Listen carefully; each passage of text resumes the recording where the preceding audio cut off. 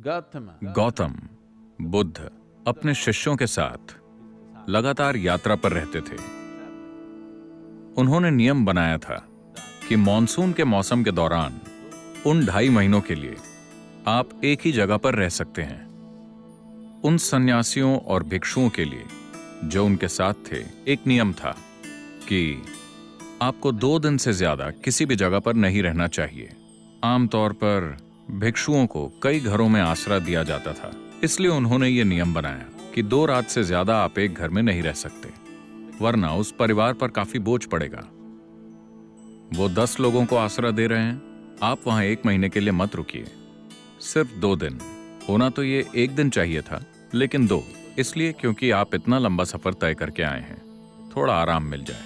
लेकिन मॉनसून के मौसम के दौरान उन्होंने कहा कि 2 से 2.5 महीने तक आप एक ही जगह पर रह सकते हैं, क्योंकि मॉनसून के मौसम के दौरान जंगलों के रास्तों से होकर गुजरना खतरनाक होगा और कई लोगों की जान भी जा सकती है। तो ये एक ऐसा ही समय था।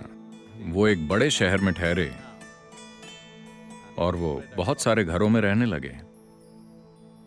भिक्षु लोगों से भिक्षा मांगने के लिए बाहर निकले। आनंद या आनंद तीर्थ, जिस नाम से उन्हें जाना जाता था, वो भिक्षु बनने से पहले गौतम के बड़े भाई हुआ करते थे। वो भी बाहर निकले। वहां शहर में एक वैश्या रहा करती थी। उसने आनंद को भिक्षा दी। उसकी तरफ देखा, एक सुंदर जवान आदमी, लंबी कद काठी। उसने कहा, मैंने सुना है कि भिक्षु कई घरों में रहने की जगह ढूंढ रहे हैं, तुम मेरे यहां आकर क्यों नहीं रहते? आनंद ने कहा, मुझे कोई दिक्कत नहीं है, लेकिन मुझे बुद्ध से पूछना होगा कि मुझे कहां रहना चाहिए। तब उसने उसे ताना मारते हुए कहा, ओह, तुम अपने गुरु से पूछने वाले हो, जाकर पूछो, मैं भी देखूं कि वो क्या कहते हैं। तो आनंद अपने दिन भर की भिक्षा लेकर वापस पहुंचे। गौतम बैठे थे। वो आए और उन्होंने भिक्षा उनके चरणों में रख दी। सारे लोग जहां भी जाएं, उन्हें भोजन और रहने की जगह का इंतजाम करना था। तो आनंद ने पूछा, इस तरह ये महिला मुझे न्योता दे रही है, क्या मैं वहां रह सकता हूं? गौतम ने कहा, अगर वो आपको इतने प्यार से आमंत्रित कर रही है तो आपको वहां जाकर रहना चाहिए। शहर के लोग जो वहां बैठे थे, उन्होंने कहा, क्या एक सन्यासी जाकर एक वैश्या के घर में रहेगा? बहुत हो गया। ये आध्यात्मिक प्रक्रिया भ्रष्ट हो गई है। गौतम ने उन्हें देखा और कहा, आप इतने परेशान क्यों हो रहे हैं? वो महिला इन्हें न्योता दे रही है, इन्हें वहां रहने दीजिए, इसमें परेशानी क्या है? वो सभी खड़े होने लगे और उन्होंने चिल्लाना शुरू कर दिया। उन्होंने कहा, रुकिए, मैं इस मार्ग पर हूं क्योंकि मुझे लगता है कि ये जीने का सबसे शक्तिशाली तरीका है। अब आप मुझसे कह रहे हैं कि उसके तरीके मेरे तरीकों से ज्यादा शक्तिशाली हैं।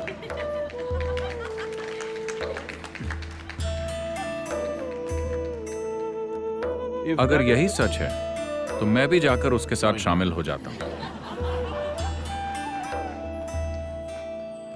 मैं यहां हूं क्योंकि मुझे लगता है कि यह जीने का सबसे अनमोल और शक्तिशाली तरीका है। अगर आपको लगता है कि उसके तरीके मेरे तरीकों से बेहतर हैं, तो मुझे भी वहां जाकर शामिल हो जाना चाहिए, क्योंकि अगर आप एक सच्चे साधक हैं तो ऐसा ही होना चाहिए। अगर आपको कहीं ज्यादा ऊंची चीज मिलती है तो आपको वहां जाना चाहिए। फिर लोग चिल्लाने लगे और कुछ लोग चले भी गए। फिर आनंद गए और उसके साथ रहने लगे। मॉनसून का समय था, बारिश की वजह से ठंड बढ़ जाती है। आनंद ने पतली सी धोती पहनी हुई थी, तो उसने उन्हें एक अच्छा सा रेशम का कपड़ा दिया। उन्होंने खुद को ढक लिया। तब लोगों ने देखा, देखो वो तो गया। उसने बढ़िया खाना बनाया और उन्हें परोसा। उन्होंने खा लिया। फिर शाम को उसने उनके लिए नृत्य किया। वो बैठे रहे, बहुत ध्यान से देखते हुए, पूरी सतर्कता के साथ। फिर जब लोगों ने संगीत सुना, अब तो खेल खत्म। चीजें ऐसे ही चलती रहीं। जब वक्त खत्म हो गया, जब बारिश बंद हो गई, जब जाने का वक्त आया, तब आनंद गौतम के पास आए और उनके साथ एक महिला भिक्षु थी।